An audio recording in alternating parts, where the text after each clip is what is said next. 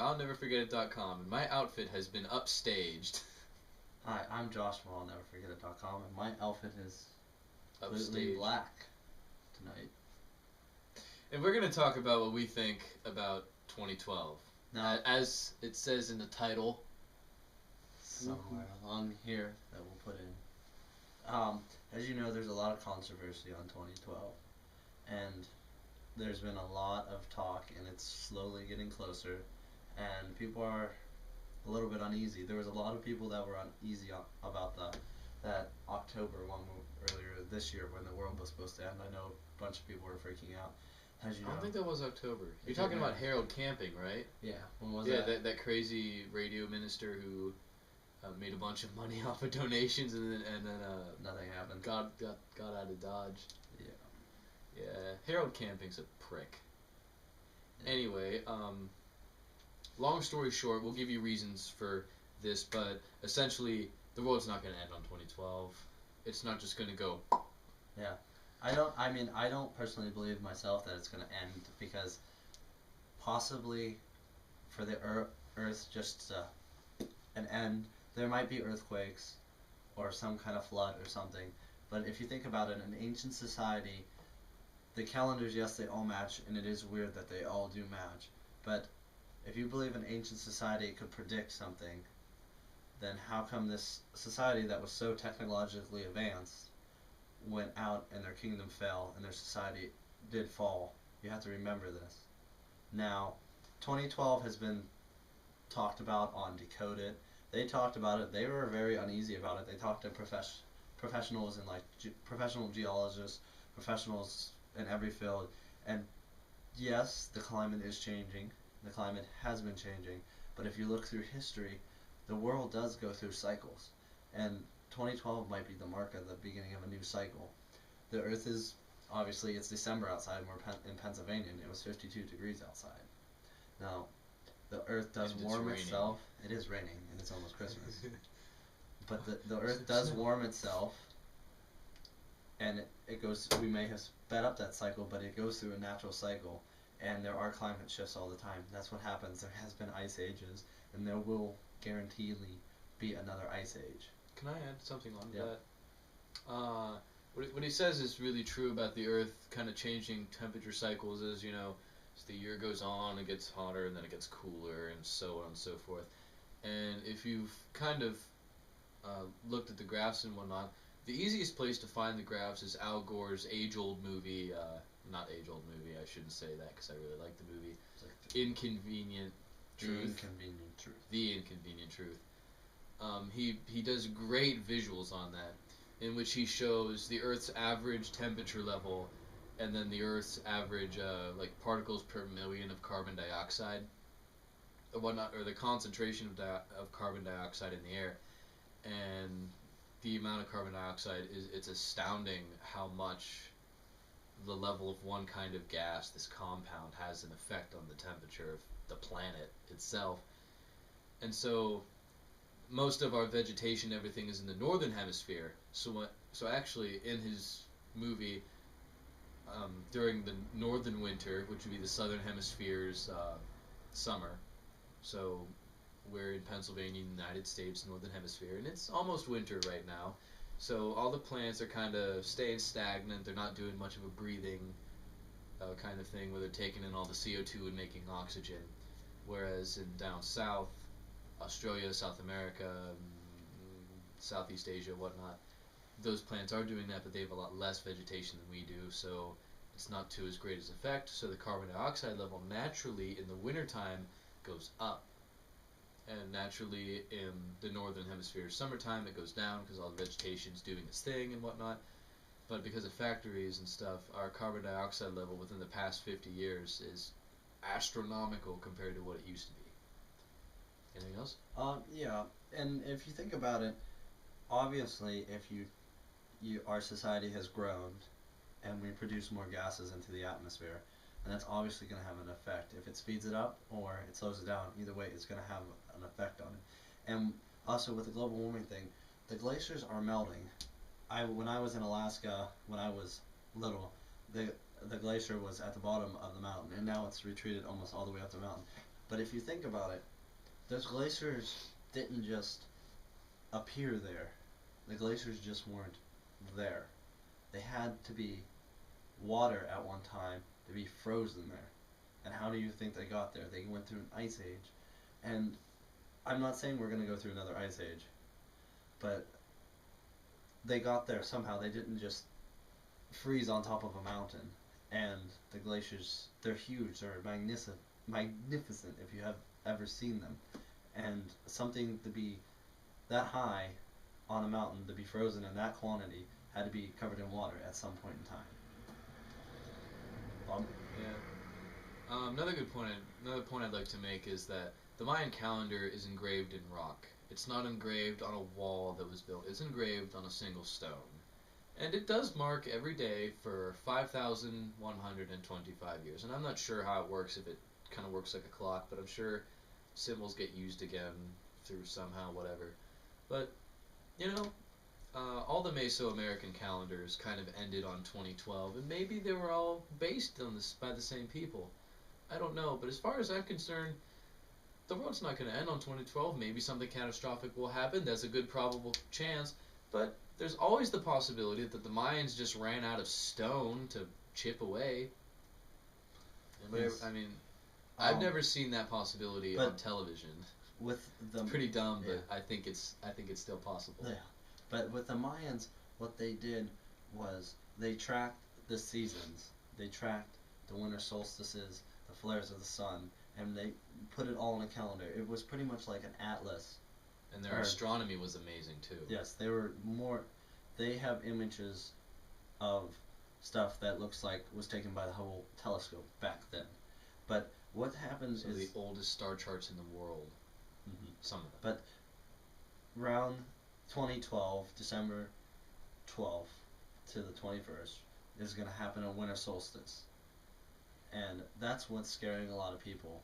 It's because the solar flares are supposed to be huge in the solstice, but previously the last one we had was not as big, but a lot of people said it was a quiet before the storm.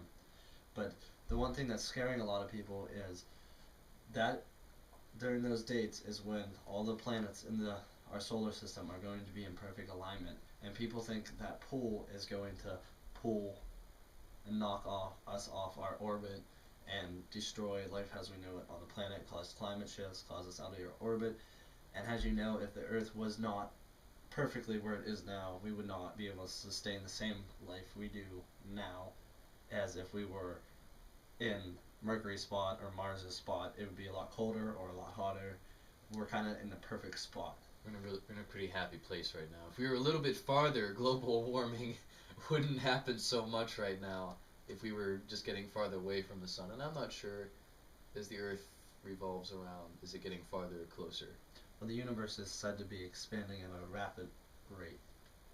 That they did think solar system. The universe smaller. But I mean, if you think about it, the galaxies, everything is said to be expanding at a rapid rate. Scientists thought it would slow down after the Big Bang Theory, because obviously, if you believe in the Big Bang Theory, something popped and it threw stuff out. But now it's the gravity's going to come back, bite it in the butt, and go back in. But the scientists don't know why, but it's still expanding. The gravity isn't pulling it in. It's just still this giant explosion in space. Maybe it's a lot of momentum. Yeah, maybe it is.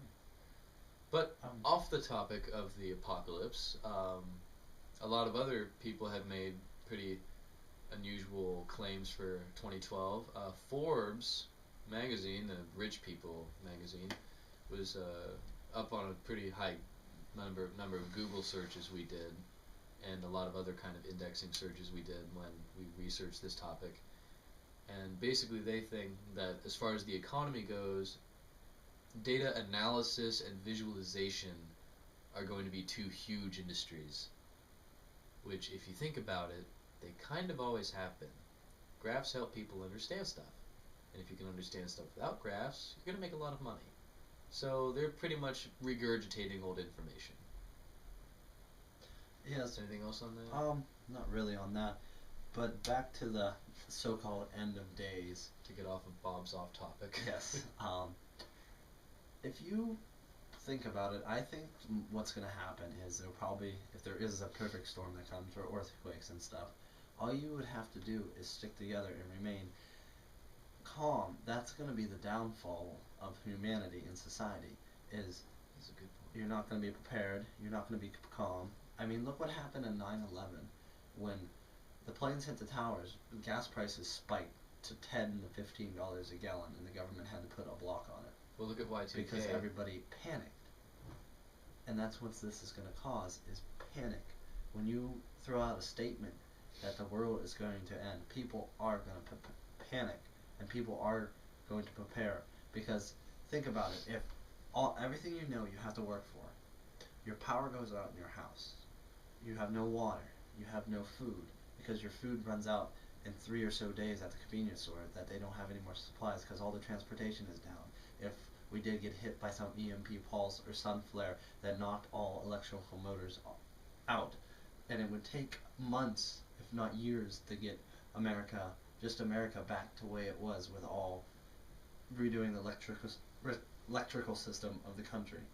So, and a human, after 3 days without water, a human pretty much turns into, you go into the survival mode, and you become irrational, you don't think right, and you're going to do what's best for you and your loved ones, and if someone across the street has water and you don't, you're going to go over and try to take it from them, because that's your survival instinct. Yeah, being feral doesn't sound like any fun.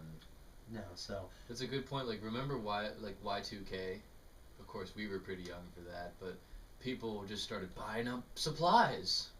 Food and water and this and that, because they were worried that all the computers, the clock program and the Unix thing was just going to stop, and all of our digital electronic equipment, which back then even controlled everything, was just going to shut down. But luckily it just relapsed. Yes, and another thing with... There's nothing wrong with the code. Computer thing. But there's been talk, the world has been said to end. I think I looked up like 49 to 50 times throughout the past. People thought it was going to end in 2000. I'm pretty sure those are just the famous ones. Yeah. But, I mean, if you think about it, and the Mayans believe in a cycle. As do the Hindus, a cycle, which is interesting. Is a circle. It's pretty much the circle of life. And it's renewal. Pretty much, it could mean, because no one really knows what the Mayan calendar means, because none of us were there. There's experts that think they know. But how can you be sure what someone wrote that many years ago? Their calendar could just reset itself, and it could just be the reset. It does not state, it says the end of days, but it does not state that there will be no life after. And same with Nostradamus. Nostradamus predicts that on the end, but he also, I believe, has predictions after, and many other cultures have predictions after 2012. So it's like putting all your eggs in one basket, just believing in one prophecy. That's a good point. That's a very good point. But if people believe there's an end, if there's an end, there's always a new beginning. Hasn't that pretty much proven true? Yeah. Yeah, so who knows? Maybe if the world as we know it ends, the new world will be better. I don't know. Who knows? It could be a nuclear war, destroy us all, and we start over. Or it could be a technological breakthrough. It could be, who knows? We don't know the future. And if we think we can predict the future without the facts, and we believe if we set all of our eggs in just one fact or one prophecy, then you're going to be steered wrong at some point in time. And that's what's going to be the downfall, is everybody's going to freak out about it. And that's the main problem, because everybody makes a hype about it. That's what I don't understand. That's We're counting our miscarried chickens before they've hatched. The media has made, how many times has it, if once the media gets involved in something, that it explodes when it shouldn't? How many times has Discover or History done a program on something, and it scares people? And that's the problem here. Even though the History Channel only ever says, oh, this might happen. The only good stuff on history anymore is World War II. I'm sorry.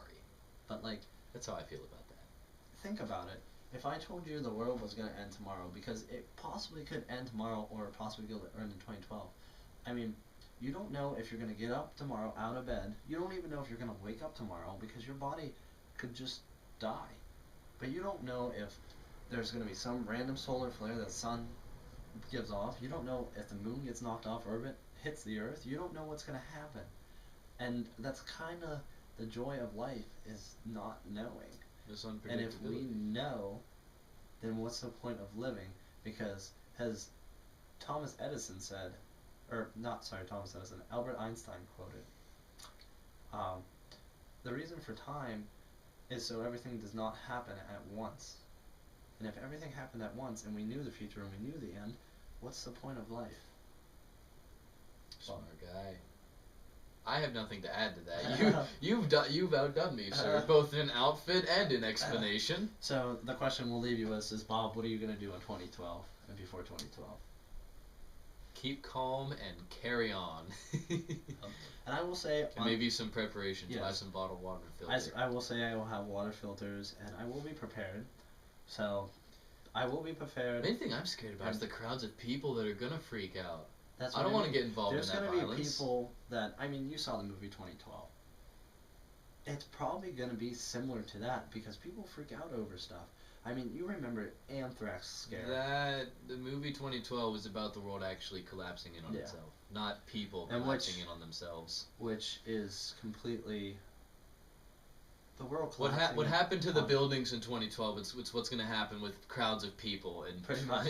on 2012. People just, because it's our natural ability, the fight or flight resource, or flight or flight It's gonna be reaction of we're our gonna be a body. bunch of reptiles. Yeah.